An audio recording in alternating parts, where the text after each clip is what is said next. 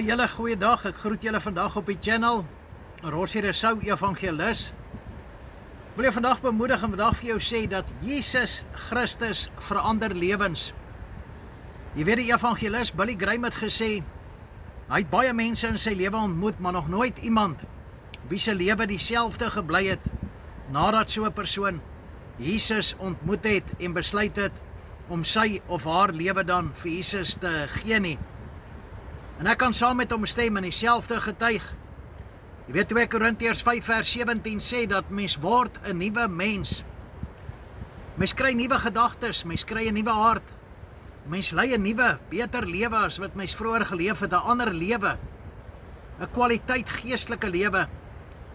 Jy weet Billy Graham het ook gesê dat salvation is for free, but discipleship will cost everything you got.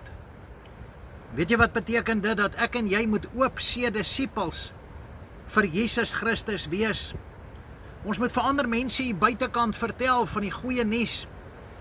Die blye boodskap, die boodskap van hoop, die boodskap van genade. Dat Jesus daar is om mense te red, te verlos, aan hulle vrede te gee. Dis wat met jou gebeur wanneer jy uitkom by Jesus Christus. Daar staan Matteus 6 vers 33.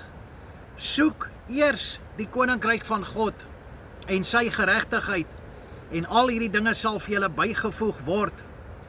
Ek wil jou bemoedig en vir jou vandag sê, maak Jesus Christus die hoofprioriteit in jou lewe. Jy sal nooit weer terugkyk nie. En onthou wat hy self sê, hy is die weg, die waarheid, die lewe en die enigste pad na God, ons hemelse Vader. Johannes 14 vers 6. Sonder Jesus, sonder geloof in hom, kan ons nie die ewige lewe hê nie, die lewe na hierdie lewe. Maak seker jy kom by Jesus uit, jy gee jou lewe vir hom. Dis nooit te laat nie.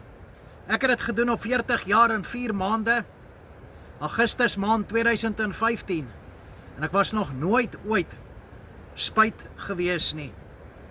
Mag God vir jou seën in Jesus naam. Shalom.